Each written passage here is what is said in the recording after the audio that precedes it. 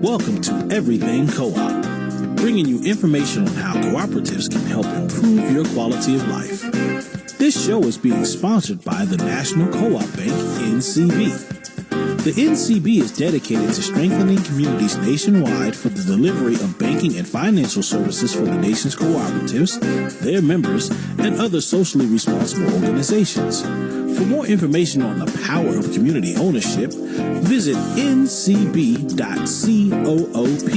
That's ncb.coop. Now stay tuned for your host, Vernon Oakes. Good morning, everybody. This is Vernon Oakes. Welcome to Everything Cooperative. This morning, we have the distinct pleasure of having Reverend Graylin Hagler, the senior minister of Plymouth Congregational Church, on the line with us. Good morning, Reverend Hagler. Good morning. How are you? Can you hear me well? Great. Yeah, I hear you real well. Good. Yeah. So how are you today? I'm doing well. Moving and just doing what we got to do. Okay. So let's get into... I should ask you, how are you? I'm fighting a little cold. I'm getting over it. It's been over a week now, but I'm coming. It's coming. Don't let it get you down. Yes, it had me down. It did have me down. All right. And how do we get people to get out and vote? And even before that, when you were on the last time, you talked about how people, when they come in, they take over, and they call it colonialization, and where people in a lot of communities had communal living. They all helped each other and pitched in, and they didn't have anything called like private property. It was all communal living. That's part of the spirituality of the groups.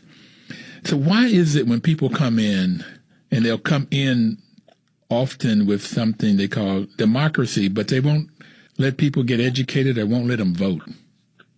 Well, it's really the construction of the whole system when you look at it. I mean, it's one of the things that Reverend Martin Luther King said, that a edifice that produces beggars needed to be restructured. And that was the sort of the whole basis of his whole economic justice campaign, the Poor People's Campaign, Resurrection City, was to really sort of begin to re-examine the things that we have just accepted as part of the narrative of America, and to raise the question of whether that is really true. Because one thing is the structure. The structure produces people that can be exploited, people who can, in a sense, can be on the rungs of the base of the ladder, so that those at the top, the narrow few at the top of the pyramid, can basically reap all the results. So all the rest of us are exploited, so that a few, in a sense, can enrich themselves, and it's usually folks who have already enriched themselves. So it's our labor, our efforts, our work at the bottom that basically ingratiates and gratifies those at the top. So that's just structured by design. Oh, of course, that's structured by design. I mean, when we look at this country, this country was built upon a free labor force, which was enslavement. And I mean, that was an opportunity for all. That was exploitation for all. And therefore, it also was built upon indentured servitude that led towards enslavement. They wanted to make sure that blacks and whites did not get together. Indentured servants and slaves did not get together. So they created an indentured servitude, which was a permanent state of slavery for black folks, and a system in which whites could basically work and pay their way out of, to make sure that those on the bottom remain suspicious of one another and in competition to each other, and therefore will never create the coalitions that are needed to basically change the system.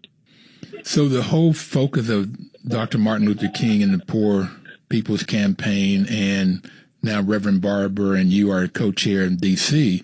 of the Poor People's Campaign, is to get people that are poor, the 50% below the median family income, to come together and work together. Oh yeah, sure. I mean, and if you look across the country, and this is sort of the irony, it's that those who are facing environmental racism are poor communities. Those who are facing the worst in terms of health care, poor communities. Those where voter suppression takes place, poor communities. I mean, you just go right on down the line. If every kind of ill that we talk about, those are poor communities that are exposed to it.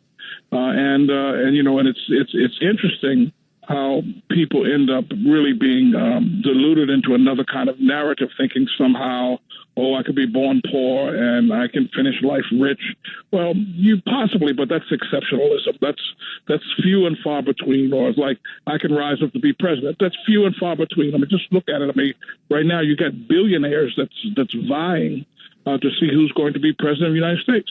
And that's to protect the interests of billionaires and millionaires. Wow. So what is the hope for people at the bottom rung, this 50% of the population that are? Well, I think part of the hope is to organize, to work to try to change the narrative and our viewpoint in terms of the history of the nation. I mean, one thing is that when I go to a lot of churches to preach, I preach about, for example, Black history. And it's interesting how much we do not know as Black folks. And therefore, you do not know it as white folks.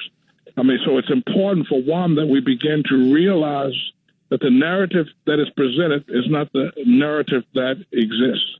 There's a different narrative. That's one thing. And if you begin to tap into that, you begin to also to tap into awareness, and awareness leads to people making decisions with a new kind of passion and a new kind of focus. And part of what we have is we have an apathetic voting population. And that's because, in a sense, people have bought into the narrative, and you end up saying, well, what's wrong? The narrative doesn't work for me. The narrative doesn't apply to me. The narrative has nothing to do with me, so you feel apathetic towards the vote.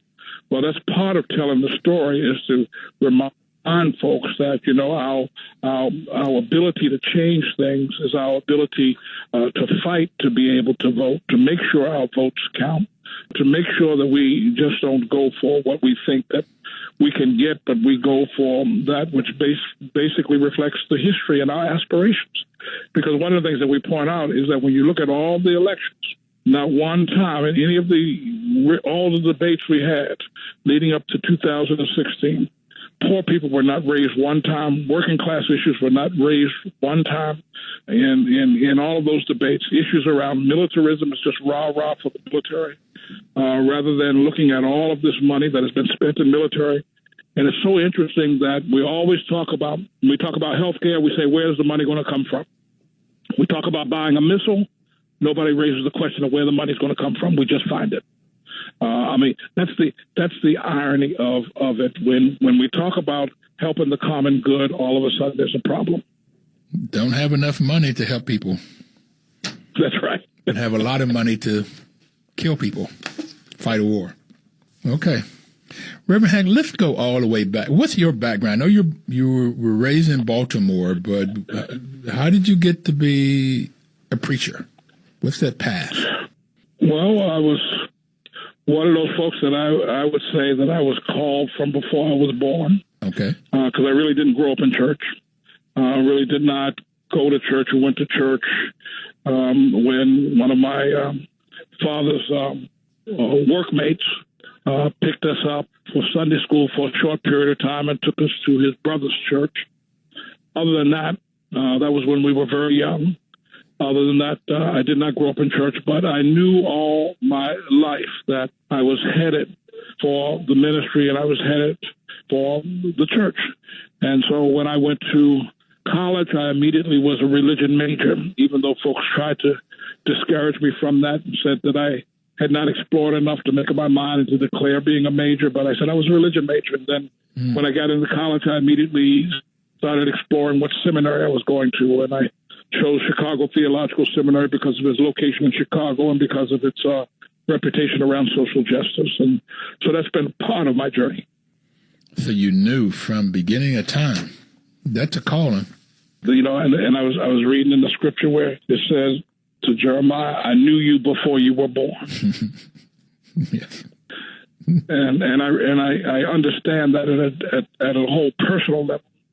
Because I could not necessarily articulate what was the pull upon my life. I just knew there was a pull upon my life. And I couldn't really articulate for the longest time what was the direction of my life. But somehow, like following a light, I followed that light to define, and allows it to define the direction of my life. All right, so you follow that light, and you ended up at Plymouth.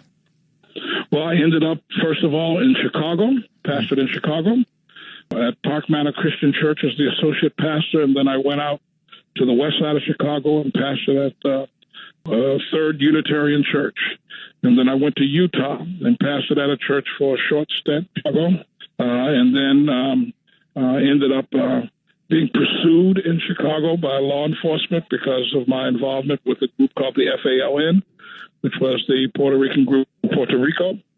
And I became pastor to that group, even when they were on the FBI's most wanted list. And finally, law enforcement arrested me one day coming from a meeting in the Loop and held me for several hours in a holding cell and released me mysteriously without ever charging me. And by the time I got back to the church, the fire department was rolling up the hose. And I felt that message was very clear to me from law enforcement at that time. And so I began to look for another place to go, another place in which to do my ministry. And I felt that was Boston, Massachusetts, because of all the racial upheaval.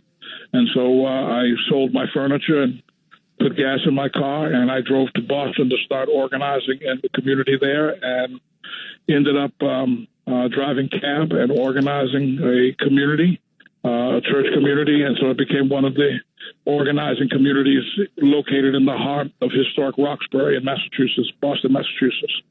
Wow. So how did you end up in D.C.? After 12 years in Boston, and I ran for mayor in Boston.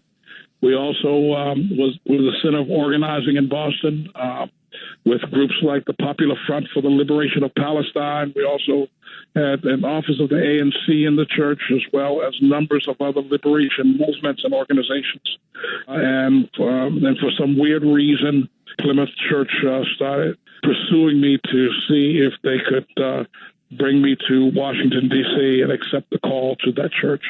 And finally, after 12 years, I did end up in Washington, D.C. So I arrived in D.C. in 1992 from Roxbury, Massachusetts, where I had served and organized, and so ended up sort of being called to do the same thing here.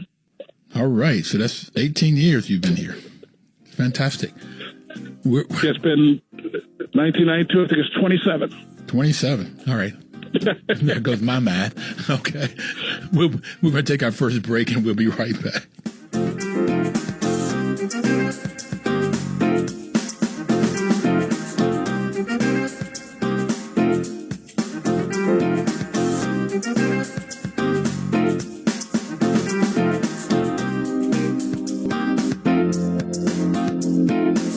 Welcome back, everybody. This is Vernon Oakes. The program is Everything Cooperative.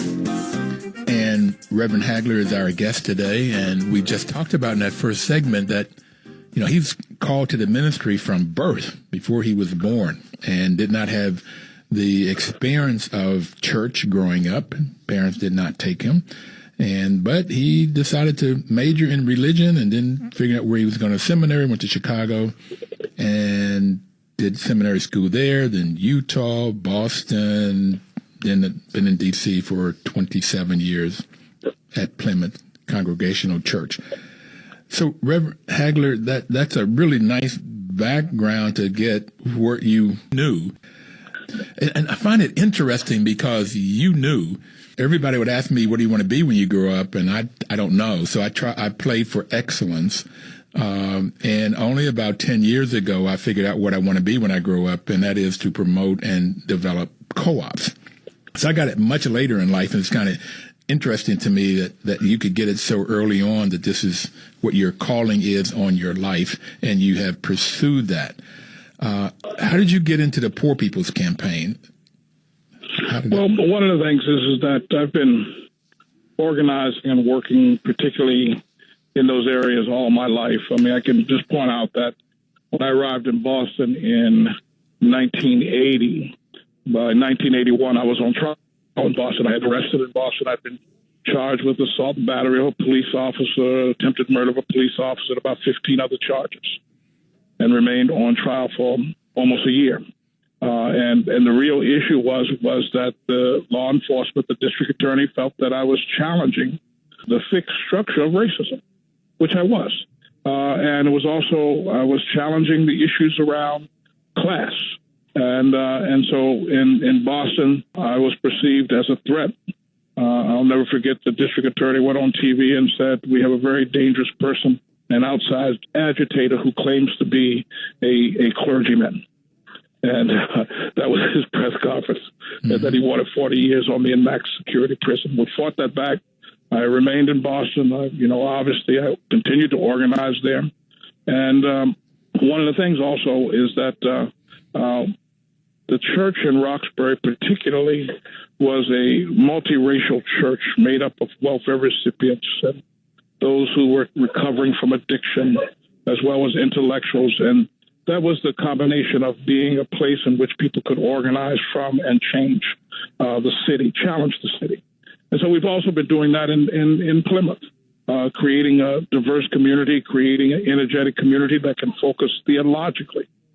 See, one of the things that we need to deal with as we look at what's going on in this country, folks do not take Scripture seriously.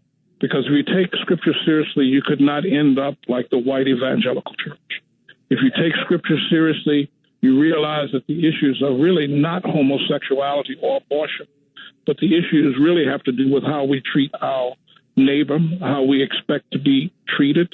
It is a matter of God, of our practice and institution of justice, and how we relate to humankind. So it has nothing to do with what the evangelical church is saying that it is. In fact, the white evangelical church has proven that it is morally and spiritually bankrupt, I think, over these last few years.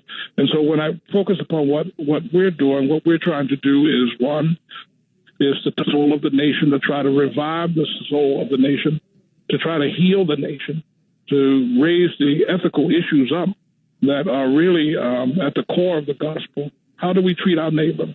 How do we relate to the earth? How do we just kill and conquer one another, or do we strive to coexist and coexist with dignity and respect? All those types of things that we're focused upon. So, as you deal with even everything co-op, co-ops are people working together, people being engaged in a kind of collectivism, people respecting one another and being able to share in the bounty of the earth. And, as I always preach to folks, I say, when you look at Genesis, there was nothing lacking in the garden. It is only human egos that make things that create an economy where things are scarce. I just wanted that to sink in. Like, I get it. I mean, you said a mouthful, and I'd like to go back to some of the scripture, because what I read in the scriptures, or what I've studied, it talked about not only the golden rule of I think when those disciples asked Jesus what was the most important rules, the commandments, and he was saying God first and only, and then love thy neighbor as thyself. So that was 1 and 2. And in the co-op world, you have the ethical values of honesty, openness, social responsibility, and caring for others. That caring for others, caring for one another is just right in the fabric of what a co-op is. And it's like, how do you take care of the least of these? The orphans and the widowers and people in prison. How do you take care of these? It seemed like that's what Jesus' teaching was all about. So I didn't get it until you say things like the white evangelist church is morally and spiritually bankrupt. How can they get behind a Trump with everything he talks about, and how can they not get behind the Poor People's Campaign that's looking at how do you help people that don't have?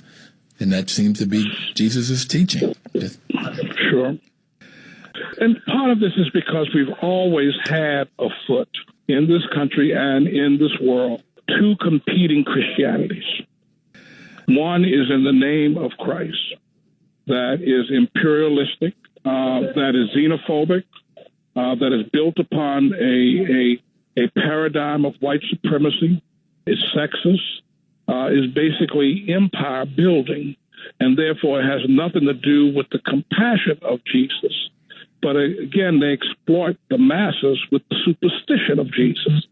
And on the other hand, there is the other gospel and the other Christian tradition that speaks of liberation, speaks of aid to the captive, letting the oppressed go free, all of the types of things that we really characterize as part of that golden rule of doing right.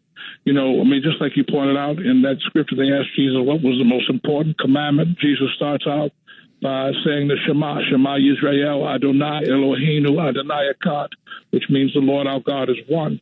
And then he says, and the second one is like the first, to love God with all your heart, all your soul, all your mind, all your strength, and your neighbor as yourself. And we neglect that. We neglect that for this the superstitious type of gospel. When you look at what's going on in the world, basically there are masses of people that are fed lines of superstition, lines of fantasy, and they become the foot soldiers for the oppressing of people. I mean, I look at the religious fanatics, for example, in Israel, basically seizing land from the Palestinians, and they're basically permitted to do so by those who don't even believe in God, those who are there amassing power like Netanyahu and folks like that. But that seems to be going on all over the world. All over the world. It works. It works. If I can tell folks, and remember this, remember the white man's bird? The white man's bird was a so-called pseudo-theological point of view that said the white man was entrusted with civilization, and therefore the white man's bird was to go forth and civilize the rest of the world, because Africans and Indians would starve to death if it wasn't for the white man cultivating the land and causing things to produce. Okay, but that doesn't... My engineer and I are here cracking up, looking like, yeah, but that just doesn't work. We were doing really well long before the white man came along. Sharing the land, working together, everybody knowing what they were supposed to do and how we help each other. And you talked a lot about that the last go round, is that this sense of working together is what I believe is at the core of humanity, of human being. The being part is how we work together and support each other. Oh, yeah. I mean, yeah. But the whole idea is that if you can delude people in thinking that things are scarce, then you can create a whole model that is built upon exploitation and stealing. And people somehow feel justified in it. Exploitation and stealing, because there's not that much to go around, so I got to take what you got. And if I have if I sell that well, then you can get anybody just about to do anything. Mm-hmm. Okay, so we're going to go into our second break, and I really want to see if we can't pull us out, because I'm feeling in the dumps right now, okay, of how can we get some hope back up in here, and the kinds of things that we can do, particularly with voting and getting people out, organized and voting, so we'll have a say in the resources, the massive resources that we have.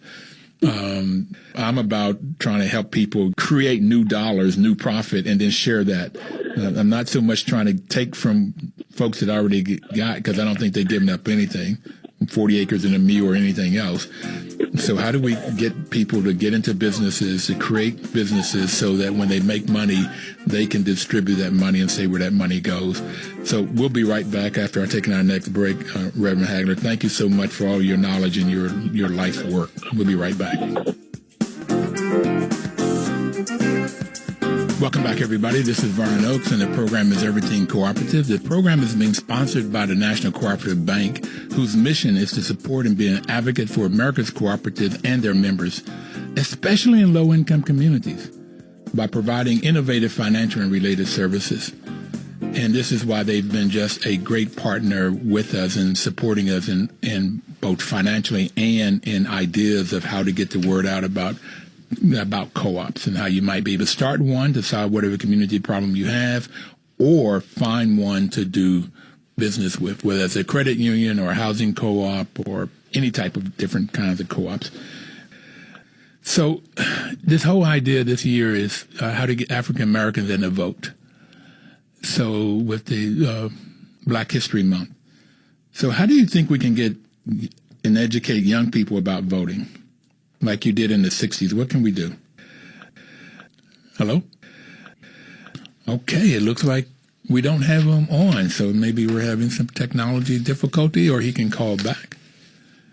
So I know when we were talking earlier, I find it very, very disheartening when I hear a young person say, I'm not going to vote, what's the need of my voting? And that just sort of puts their vote, their power, their voice right into what the rich want.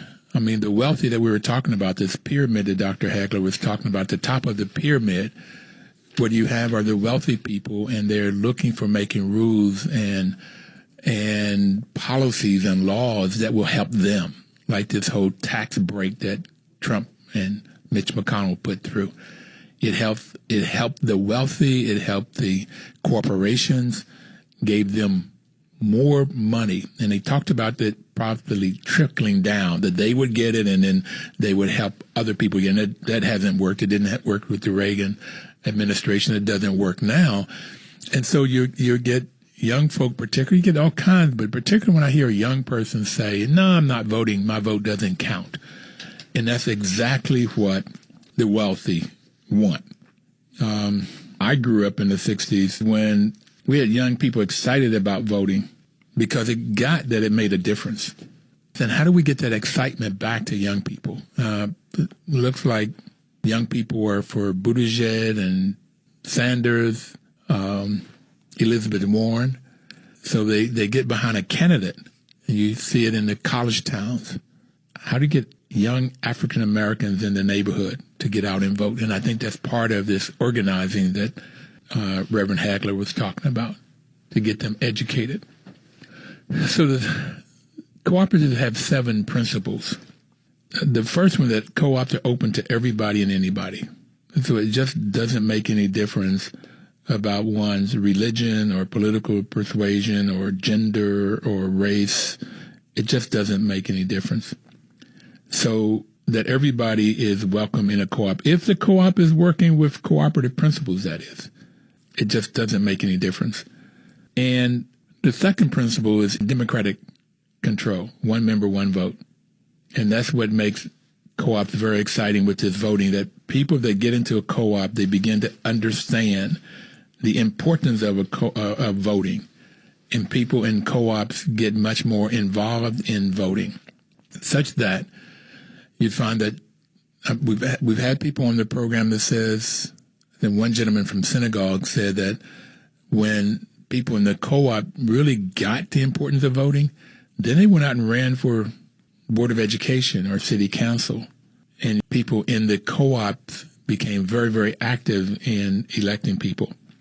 So this voting becomes extremely, extremely important so you have a say in what happens in your community, or in a co-op, what happens in your business. The third one is member economic participation. And in this member economic participation, normally there's a cost to get in. Could be in a food co-op, it could be as low as $100 to get in. It gives you the right to buy, a right to vote for the board of directors, or even run for the board, to be on the board.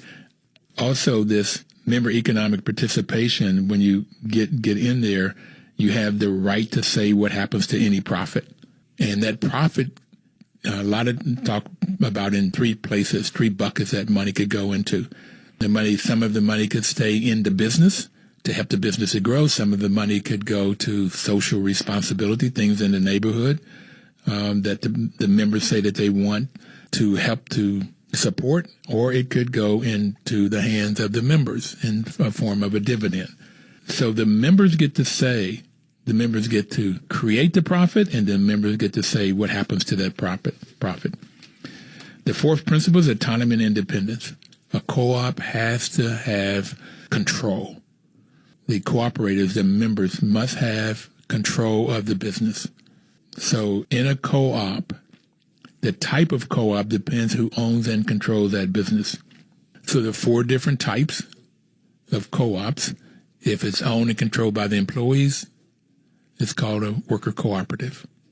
And there's more and more worker cooperatives showing up in the United States now. There's a Federation of Worker Cooperatives that you can get technical support, and they can help find capital to start your business and to grow your business. Federation of Worker Co-ops. And if it's owned and controlled by the people that uses the products or service, then it is called a consumer cooperative. And consumer cooperatives are credit unions and housing co-ops. There's a health clinic in Madison, Wisconsin that's owned by the patients. So that's the consumer and the worker co-op. And then you have, on both ends of a farm, the farmers need to buy products to help them to create what they're going to create the farm. And once they create whatever they create on the farm, then they'll have another business to help them to market it. The purchasing co-op is what's on one end, and that helps the farmers to buy the feed, the soil, the seed, and whatever they might need.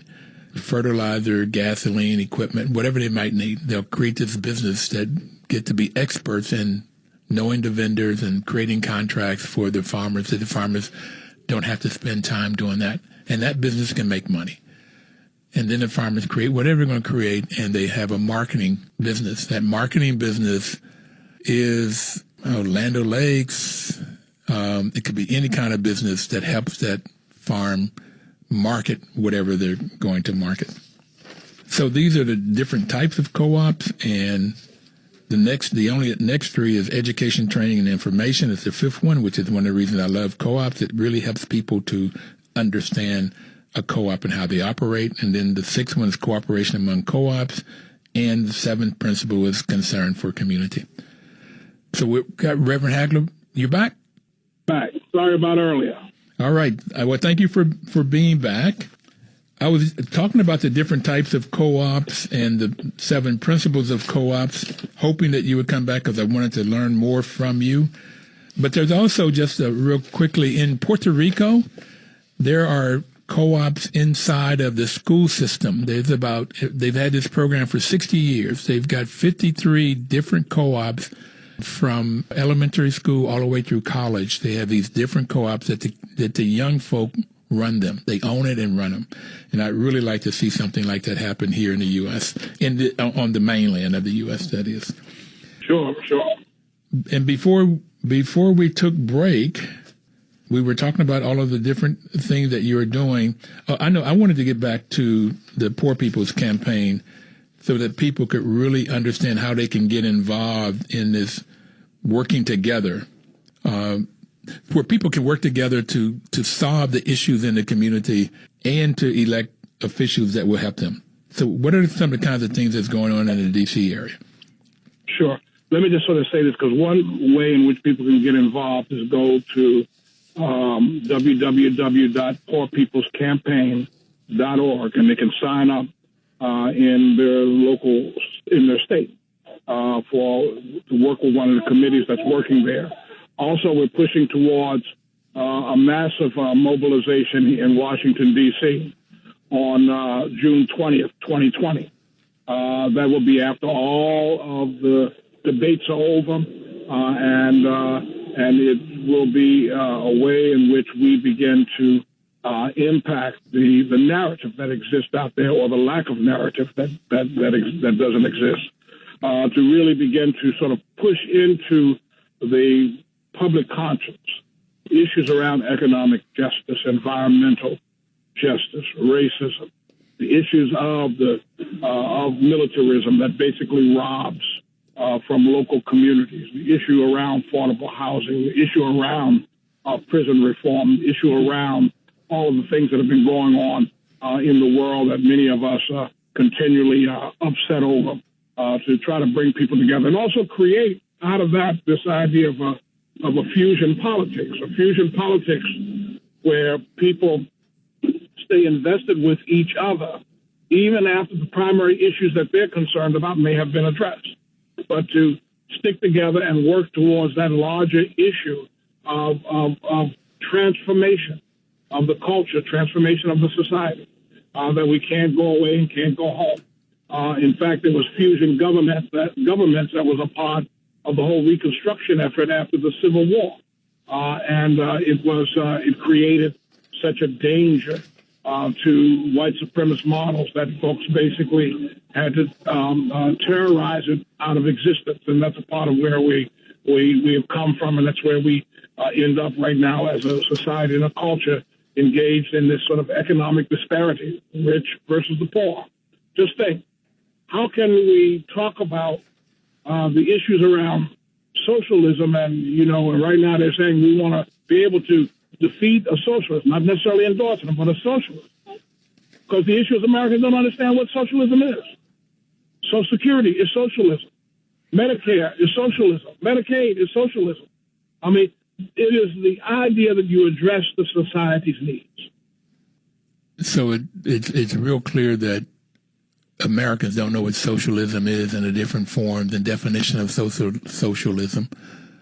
And you were just talking about socialism programs that are very much inside of our culture. But the ones you didn't mention that's striking to me, and that is they are too big to fail. So we take tax dollars that everybody pay in and then give that to the rich people so they don't fail. Oh yeah, I think that's a good point that you're making, because the issue is not only did we give money to them to bail them out, they robbed everybody in the first place, and that's the irony of it. So here they are, robbed everybody, and then we bail them out. Well, and the other thing about this, there's a third cruelty in this, is on those foreclosed homes, they were the only ones that could go into the auction. You had to have $250,000 just to look at the list of foreclosed homes. Oh, sure, and I'll give you another interesting piece of the robbery. So they understood they had created loan situations that people could not pay off and people could not get out of. They knew they had junk paper that they securitized in these banks, the mortgage companies. I'm sorry, sir. We've got to take a break now, and I want you to come back and explain that in detail because I want to get it. This other robbery that you're talking about. But we'll be right back.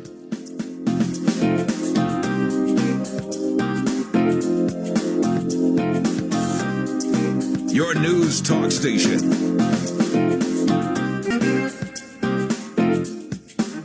This is Vernon Oaks. The program is Everything Cooperative with Dr. Hagler as our guest today.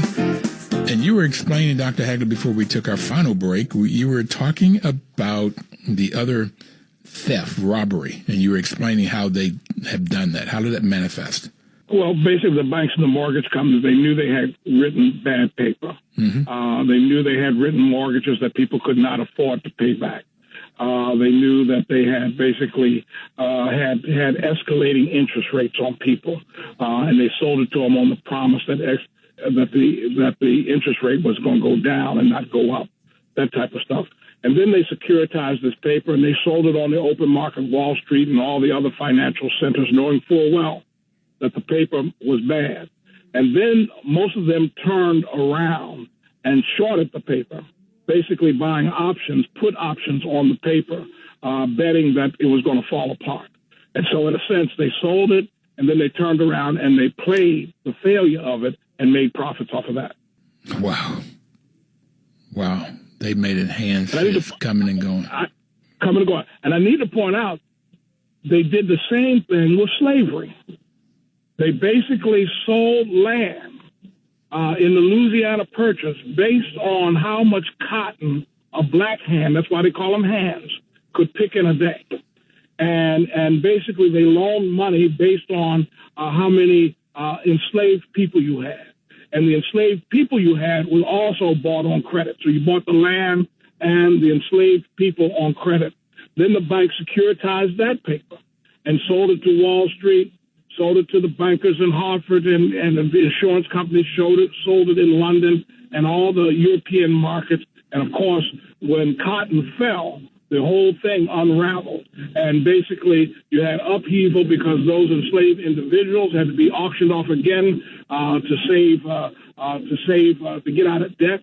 all those types of things. So the model keeps replicating itself, and it's important that we understand these models, because these models really don't change, just the context of them change. So you have the wealthy getting wealthier and wealthier and wealthier with these models, and you have poor people getting poorer, poorer, and poorer. And the wealthy will say you're poor because you're lazy, or you're no good, or you're shiftless, or God is not on your side. That's right. Wow. I mean, think of how ludicrous the system is.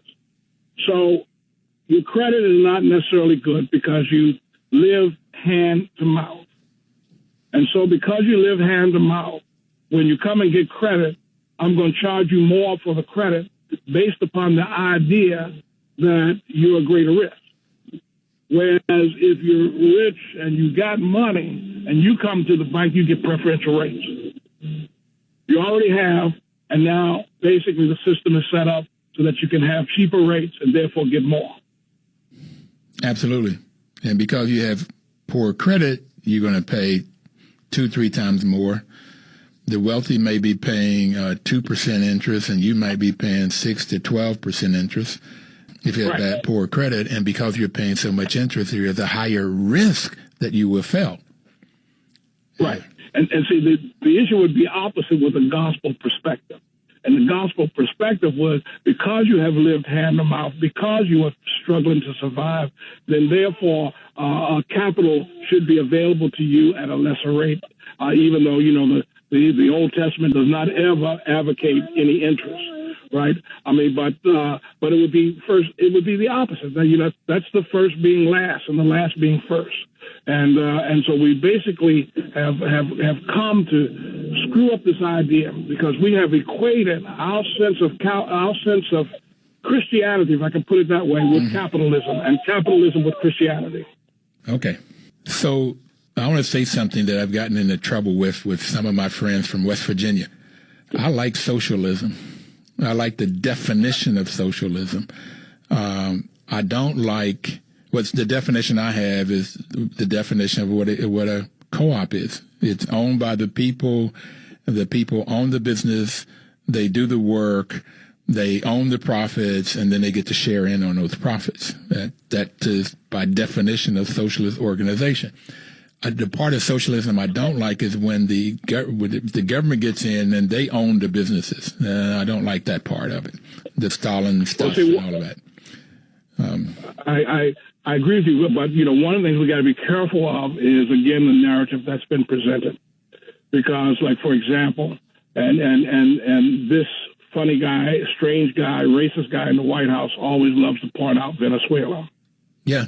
Venezuela was all right until U.S. intervention in Venezuela, and possibly the assassination of Venezuela's leader, Hugo Chavez. One of the things that had happened in Venezuela that upset them was that the fossil fuel industry had been in the hands of one family for almost 100 years, and that became nationalized. In other words, the oligarchs were upset, were basically removed from their grip of having economic power and economic voice. And see, one of the things that happens is that, of course, capitalists get upset when that's disrupted. It's just like when the first thing that Fidel does in Cuba after the revolution is nationalize the land that was in the hands of a few companies, and particularly, the United Fruit Company, that had been largely responsible for a lot of the exploitation in Latin America. I mean, so there's sometimes those drastic things. But I understand what you're saying, but because I think I look at it this way. The issue is that when you talk about co-ops, you're talking really about a village experience. Right. That people are engaged and people recognize that they are interdependent upon one another, that the energy of each other contributes to the success and health. And again, I want to point out that's a biblical concept. Yes. Now, the Venezuelan under Maduro, I don't think they were socialist as much as those programs were populist. They put those programs in place so they could stay in power. But see, but Maduro inherits the wreckage that comes after Chavez. Right. Because the pressure was put on, and so he ends up, and I'm not making excuses for him, but he ends up in this survivalist mentality, which is not necessarily a very healthy mentality to be in. And of course, to make matters worse, then you go and you have somebody else now that you call president, and so you make the context even worse. So this democratic socialism that Bernie says he is, and the Nordic countries say that they are, they have these socialist programs in a democratic political program. There was a guy that said that they're not socialists as much as they're compassionate capitalism. And I like that term. I'd love it if we could get capitalism to be compassionate. That would be awesome. That would be hard, because you got to take the greed out of capitalism, and and so there's always that temptation where, when we look at it, we look at every single indigenous village, like in Africa or in native populations around the world. They have all lived in a way in which they have had a mentality of taking care of one another. The village becomes strong because they're able to share in the resources, of the village is weak because the resources, there's a failure, there's a breakdown in relationship. And I would love to see more of that here in the U.S., and this is why I like the co-op business model so much, because that's the whole core of it when it functions, and functions well, just like the rural electric co-ops. They have lines of 80% of the land mass. So it's about 900 businesses that really provide electricity for most of the U.S. Because in the 30s and 40s, the people with money would not string lines. It cost too much money to string lines all of this farm area and rural area. So they created these businesses that go create these lines, and everybody that's on these meters own these companies, and it really works. So they are functioning well and providing great services for masses of people and most of the land mass in the U.S. Sir, we with the technology problem, the technical problem we only have about a minute left. So what would you like to leave people with? I wanted people to get out and vote, and I want people to learn about co-ops and start them. What would you like to leave people with today? And I think that's part of it, is that people need to, yes, get out and vote. They need to register people to vote. They need to vote for hope and not despair. They need to vote against racism. They need to vote against naked, greedy capitalism. They need to vote against billionaires and millionaires, and vote for themselves and not the delusions that exist. And so we urge people to really organize and motivate themselves, because one thing I think we got to be clear about, and I'm absolutely clear about it, if we give this man 4 more years, then I have no idea what will happen to the black and brown community, and I have no idea what will happen to our neighborhoods and communities. And I think that he is a real danger to democracy, danger to things like co-ops, danger to the communal life of sisters and brothers of all stripes and all nationalities out there. So let's get out and vote, everybody. Thank you, sir. Thank you so much. It's good to hear your voice again. It's a pleasure. We'll see you.